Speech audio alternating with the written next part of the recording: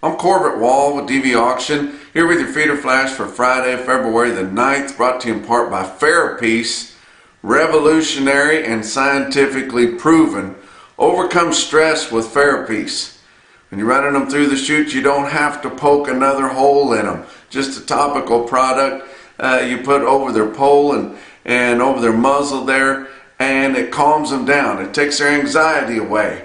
Whatever you're doing with cattle, when they're less stressed, it's better. But especially whenever they're going through the weaning process, or whenever you have new purchases of unweaned and high-stress cattle there, watch the testimonials at fairpiece.com. Carcass weight's down 30 pounds in a month. That is huge. We talked about carcass weights on a previous visit, but on Thursday, your latest report come out, which it's 2 weeks late. They're all 2 weeks late. But that kind of finishes up the worst of the bitter cold that we had in that January storm. But your average dressed steer carcass weight was down another 6 pounds. These are big, and it's now 30 pounds lighter than the report we had a month ago, which it was 2 weeks late also. But there's no extra cattle to make up these pounds. Those are gone. And with your packers are finally starting to increase the change speeds just a little, but now they've been saying all week that they were going to pull them back late in the week. We'll see whether they do here on Friday. But so far this week they've been running very close to pretty aggressive harvest from last week. But it's just these fundamentals are so strong. We found out last week we got the fewest number of cattle and calves we've had in nearly 75 years. Got the smallest calf crop we've had in nearly 85 years. Are you serious? I realize we make the cattle bigger, but we've got close to 3 times as many people living here as we did back in those days. But it's just extremely bullish on your fundamentals here, and the board has been pretty supportive also. It'll go up some, then it'll hiccup a little bit, and then go up a little bit more, and it's been being pretty supportive here. Of course, these packers got to come up with some beef somewhere. We noticed that your December beef exports were down 6% compared to a year ago, and beef imports, mostly from Australia, were up almost 17.5% compared to a year ago. So we hate to see that. We hate to see them fill in with that. But they need the high quality graded beef that we have here in this country, your grain-fed meat, and they've just got to stay hungry for those. Now I realize they're going to be running in red ink here because they can't seem to get box beef cutout values for choice over $300 a hundred. But like I mentioned on the previous visit, that is not our problem. There's many times whenever cattle feeders are losing 100, 200, 300 a head coming out of the feedlot, packers are still trying to buy cattle cheaper. That's what they do. We got to keep trying to get more money for cattle. Now we see that your stock market hit new highs on Thursday, and that's despite a crappy economy and this high inflation. And you think, gosh, that's pretty resilient for this country. And I think as much as anything is we're starting to see a light at the end of the tunnel from this terrible administration that we've been in for over 3 years now. And we saw on Thursday where they actually let President Biden off the hook for having documents in his garage that he shouldn't have had. And the reason they let him off hook because they said he wasn't even cognitive good enough to stand a trial. They thought that would be abusive to him like that, yet he's our president? Are you kidding me? Now my guess is what they're going to do with this, and I'm sure you guys have your own, but my guess is they'll let this carry on a little bit longer, and then when they get to the point where they don't think Kamala could screw it up too bad, we're going to wake up one morning, turn our TVs on, and they're going to say that President Biden has had a spell or he's fallen in the night, and we'll never see him again. And then they'll put her in there. We'll find out immediately that she can't work, and then they'll put that Gavin Newsom in there to run against Trump for the election in November. So you guys can guess what you want, but I just don't see. You can almost see him go down every single day, and I'm not sure if he can hang on here for another 8 months or so. But let's talk about your board. February live cattle futures up $1.55 at 183.77. April up 177 at 186.57. Your back months were pretty spread out, but they were all up, but up as little as a nickel, and that was your farthest out traded month. And then closer up as much as $1.52 on your back months, but a good day on your live cattle pits there for your futures.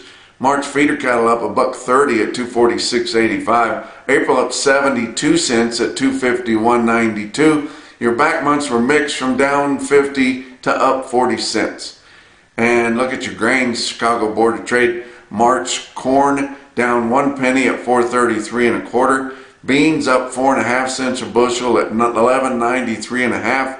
Kansas City hard red winter wheat for March down 17 1/4 at 6.01. Boy, that has been volatile. Talk about your fat cattle trade. We've seen a little bit of trade in the Midwest.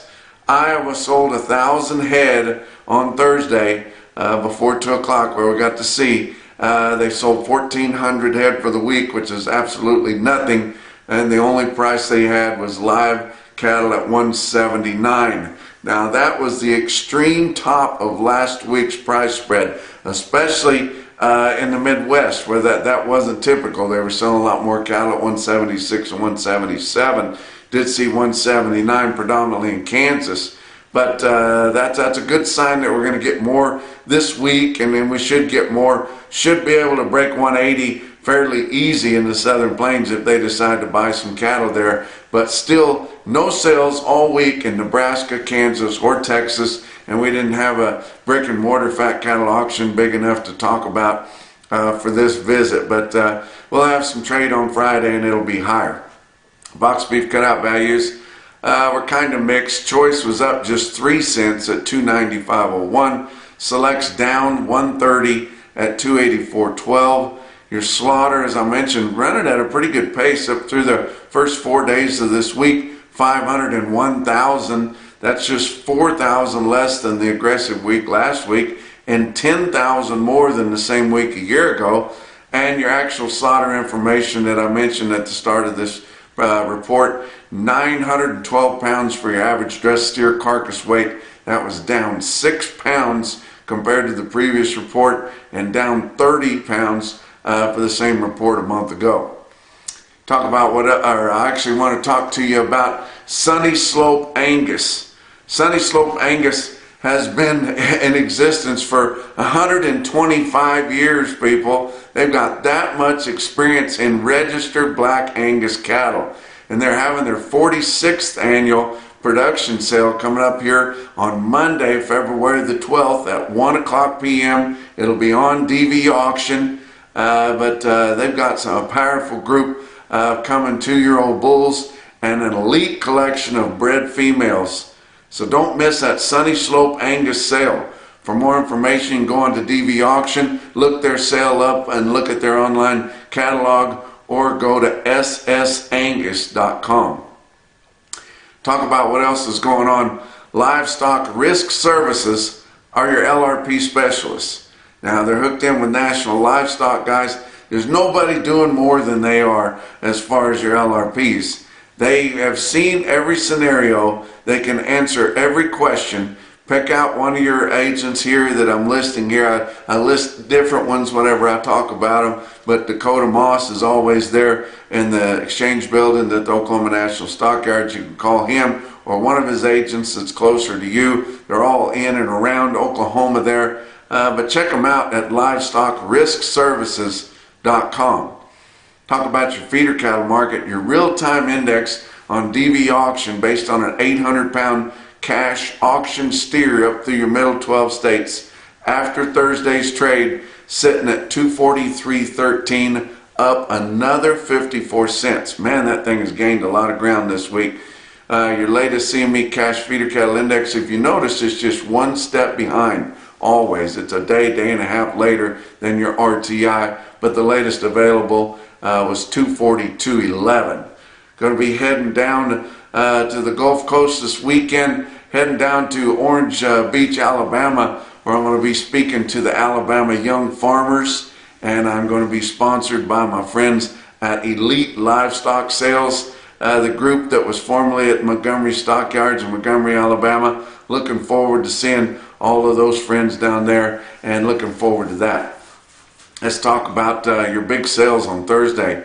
Winter livestock in Pratt, Kansas, 3,000 head. Market was predominantly $3 to $7 higher. Look at an individual quote from Pratt. 66 steers weighed 826, bring 252.75. Pretty impressive there. How about just straight north of there at Farmers and Ranchers Livestock in Salina, Kansas? They had 2,400 head at their sale.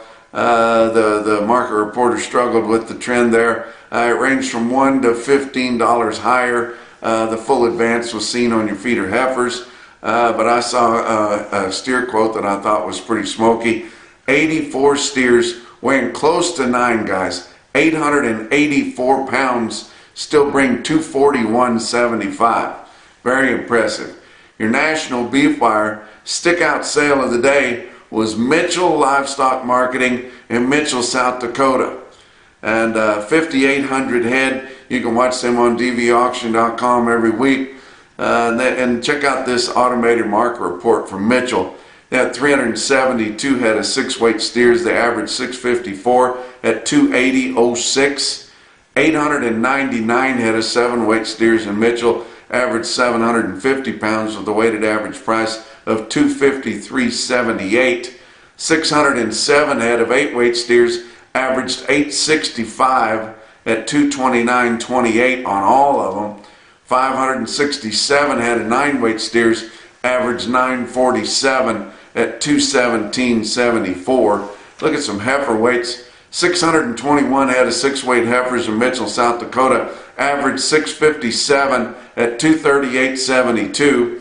629 head of 7-weight heifers averaged 752 at 227.78. And 453 head of 8-weight heifers averaged 850 right on the button with a weighted average price of 215.09. Going to give you some individual quotes from all around. How about way out west in California? Orland Livestock Commission Yard in Orland, California sells 52 steers, weigh 660 pounds, and bring 287. You can watch them every week on DVAuction.com. Another one in the middle part of the country, Broken Bow, Nebraska, Broken Bow Livestock Market. That reminds me, I'm going to be speaking or giving a presentation in Broken Bow, Nebraska on Monday, this coming Monday, and then in Fort Pierce, South Dakota on Tuesday. If you guys are in the area, find out where that's at and come see me. But Broken Bow Livestock Market on Thursday sold 54 steers, weigh 529 and bring 331.25.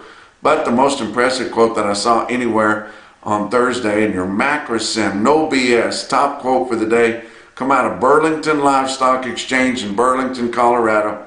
They sold 78 steers, weighed 509 and bring 342. And that's your feeder flash for Friday.